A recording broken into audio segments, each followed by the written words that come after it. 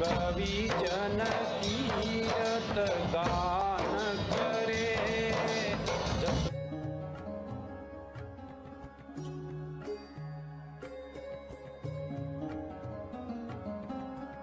माजी साहब भटियाणी साहब या स्वरूप कंवर भटियाणी साहब जब बात करते हैं तो यह जो मंदिर है और माजी साहब का जो प्रादुर्भाव हुआ था वो लोक देवी के रूप में 18वीं शताब्दी में हुआ था और बाड़मेर जिले के जसोल ग्राम में हुआ था। अब इसको जो हम इतिहास में अगर जाएंगे तो जसोल जो था वो महेचा जो राठौड़ थे उनकी राजधानी था और इससे इसके इस क्षेत्र के अंदर बाड़मेर, जैसलमेर, जालौर और सिंध के कई भाग रहे और महेचा राठौड़ जो होते हैं वो अपने आप को राष्ट्रकूटों से रिलेटेड मानते हैं। बाद में ऐसा हुआ कि कन्नौज के जो राव सिंहाजी थे उनसे भी कुछ लोग मानते हैं कि उनसे उनका प्रादुर्भाव हुआ था। अब 12वीं शताब्दी में वो राव सिंहाजी जो थे वो राजस्थान आए और पाली पर आधिपत्य स्थापित किया। अब उनके पुत्र हुए राव आस्थान जी। उन्होंने बाड़मेर जिले में लूणी नदी के तट पर खेर पर आक्रमण करके जो भूल साम्राज्य थे उनको हराकर राठौर राज्य की नींव रखी। 14वीं शताब्दी में हुए रावल मल्लीनाथ जी। अब मल्लीनाथ जी को राजस्थान में संत की उपाधि दी जाती है और ऐसे संत की उपाधि दी जाती है जिनको लगातार जिनको पूजा जाता है। अब इनकी राजधानी, इनके समय में जो राजधानी थी वो मेवानगर हो गई। पहले खेड़ थी, उसके बाद मेवानगर हुई। मेवानगर को महेवा भी कहा जाता है। अब मल्लीनाथ जी जो थे उनको माला कहा जाता है। उन्हीं के नाम से उनके राज्य का नाम जो था वो माला नहीं कहा जाता। आज भी जो बाड़मेर से दिल्ली की तरफ जो ट्रेन जाती है उसको मालानी एक्सप्रेस ही बोला जाता है। अब इन्हीं महेवा के राठौड़ों को महेचा बोला गया और मल्लीनाथ जी और उनकी रानी रूपादे जी दोनों उच्च कोटि के संत हुए। उनको लोक देवता के रूप में पूजा जाता है। रामदेव जी, बाबू जी, हड़बू जी, जैसल और तोरल थे वो कच्छ भुज के थे। ये सब एक ही टाइम लाइन में हुए हैं और रानी रूपादे जी के भजनों से ज्ञात होता है इन सभी का समागम लूणी नदी के तट पर तिलवाड़ा में हुआ था। अब इनकी स्मृति में पिछले 700 वर्षों से चैत्र माह में राजस्थान का एक सबसे प्राचीन मेला लगता है। तिलवाड़ा का जो पशु मेला है बहुत ही मशहूर है और लोग कई दूर दूर से वहां पे देखने आते हैं। अब बात करेंगे माता रानी भटियाणी। इसी महेचा राठौड़ कुल में 18वीं शताब्दी में रावल हुए जिनका नाम था कल्याण मंच। अब उनकी शादी हुई स्वरूप कंवर जी से जिनको बाद में माता रानी भटियाणी माँ कहा जाता। अब भटियाणी माँ या स्वरूप कंवर जो थी वो जोगीदास गांव जो जैसलमेर में है उसके ठाकुर श्री जोगीदास भाटी जी की सुपुत्री थी और इनका नाम था स्वरूप कंवर। आज भी जोगीदास में इनका मंदिर बना हुआ है और वहां के आसपास के लोग इन्हें बुआ जी के नाम से बुलाते हैं क्योंकि ये वहां की बेटी बोली जाती है। अब उनके जन्म के समय ऐसा बोला जाता है कि ज्योतिषी ने भविष्यवाणी की थी कि कन्या भाग्यशाली होगी और दुनिया में बड़ा नाम। बहुत ही सुशील, संस्कारमय, रूपवान और आध्यात्मिक प्रकृति की कन्या थी। जब वो विवाह होने के बाद वो जसोल में आई तो उन्हें एक पुत्र रत्न की प्राप्ति हुई जिसका नाम कुंवर लाल सिंह रखा। अब रावल साहब की एक और वाइफ थी जिनका नाम था देवड़ी जी जो सिरोही से थी। एक दिन ऐसा हुआ कि तीज त्योहार मनाने भटियाणी माँ बाहर गई हुई थी और उनका पुत्र जो लाल बन्ना थे वो अकेले सो रहे थे। जब वापस आई तो उन्होंने देखा कि उनके पुत्र की मृत्यु हो चुकी। अपने पुत्र से इतना ज्यादा प्रेम था कि उन्होंने अपने प्राणों का त्याग कर दिया। भारत में, राजस्थान में जो सती माताएं होती है वो पति के लिए नहीं, अपने देश के लिए नहीं, अपने पुत्र के लिए भी प्राणों का त्याग कर दिया। अब इस अप्रत्याशित दुखद घटना में पति जो थे शोकमग्न हो गए। उन्होंने अपनी सात्विक पत्नी का दाह संस्कार किया और कुछ समय बाद वहां पे एक खिजड़ी का पौधा उगाया उसी जगह पे जहां पे माजी साहब का दाह संस्कार किया गया था। आज भी वो वृक्ष श्रद्धालुओं के विश्वास का केंद्र है। बाद में ऐसा हुआ कि उस शमशान भूमि में एक छोटा सा छतरी या देवल जो बोलते हैं वो श्रद्धालुओं द्वारा बना दिया गया। अब जोगीदास से कुछ दमामी जो होते हैं वो रानी भटियाणी से मिलने जसोल आए। अब ऑब्वियसली वो आएंगे तो उन्होंने महल में गीत गाने शुरू किए। उन्हें भान नहीं था कि स्वर्गमन हो गया था। ये वो टाइम है 18वीं सेंचुरी जब फोन नहीं होते थे।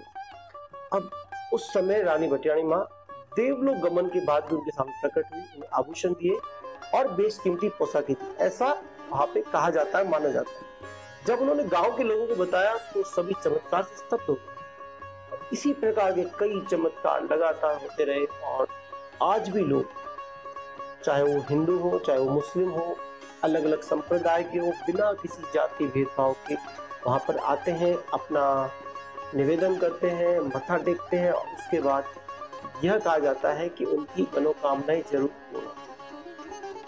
आई होप कि आप भी अगर सच्चे मन से और एक अच्छे सात्विक मन से वहाँ पे आएंगे और देवी माँ के चरणों में अपना सर रखेंगे तो आपको भी उसी प्रकार से ये मन की शांति मिलेगी और आप कामना है उसकी जरूर पूर्ण होगी। इसी के साथ माता रानी भटियाणी माँ को याद करते हुए, उनको नमन करते हुए मैं इसे विराम देता हूँ। माता रानी भटियाणी सा की जय। और यदि आपको ये अच्छा लगे तो प्लीज़ लाइक शेयर सब्सक्राइब कीजिए। मैंने जितनी भी इंफॉर्मेशन और फोटोज़ ली हैं इस सारी की सारी jasolham.org से ली है। आप इस साइट पे विजिट कर सकते हैं, आप इस साइट पे जाके चेक कर सकते हैं कि कब मंदिर ओपन होगा, किस समय आरती होगी। इनका यूट्यूब चैनल भी जिसका लिंक मैं दे रहा हूँ, आप प्लीज़ चेकआउट कीजिए और आपको इसमें डेली की आरती जो कि दिखाई देगी। इनका इंस्टाग्राम आईडी भी है, आप चेक कर सकते हैं, वहाँ पे इनके पिक्स मिलेंगे आपको डेली के। इसी प्रकार के पिक्स और इसी प्रकार के कंटिन्यूशन आप रहिए। धन्यवाद। जय माजी सा।